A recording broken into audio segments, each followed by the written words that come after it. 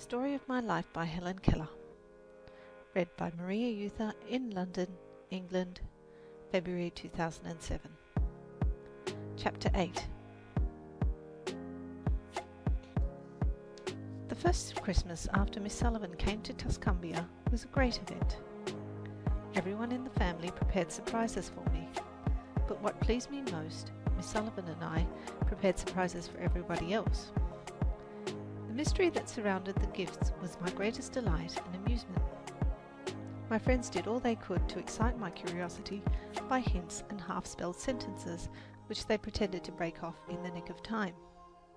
Miss Sullivan and I kept up a game of guessing which taught me more about the use of language than any set lessons could have done. Every evening, seated round a glowing wood fire, we played our guessing game, which grew more and more exciting as Christmas approached. On Christmas Eve, the Tuscumbia schoolchildren had their tree, to which they invited me. In the centre of the schoolroom stood a beautiful tree, ablaze and shimmering in the soft light, its branches loaded with strange, wonderful fruit. It was a moment of supreme happiness. I danced and capered round the tree in an ecstasy. When I learned there was a gift for each child, I was delighted, and the kind people who had prepared the tree permitted me to hand the presents to the children. In the pleasure of doing this, I did not stop to look at my own gifts, but when I was ready for them, my impatience for the real Christmas to begin almost got beyond control. I know the gifts I already had were those of which friends had thrown out such tantalizing hints, and my teacher said the presents I was to have would be even nicer than these.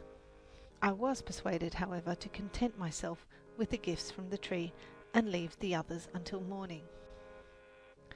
That night, after I had hung my stocking, I lay awake a long time, pretending to be asleep and keeping alert to see what Santa Claus would do when he came.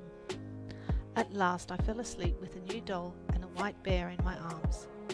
Next morning it was I who waked the whole family with my first Merry Christmas. I found surprises not in the stocking only, but on the table, on all the chairs, at the door, on every windowsill. Indeed, I could hardly walk without stumbling on a bit of Christmas wrapped up in tissue paper. But when my teacher presented me with a canary, my cup of happiness overflowed.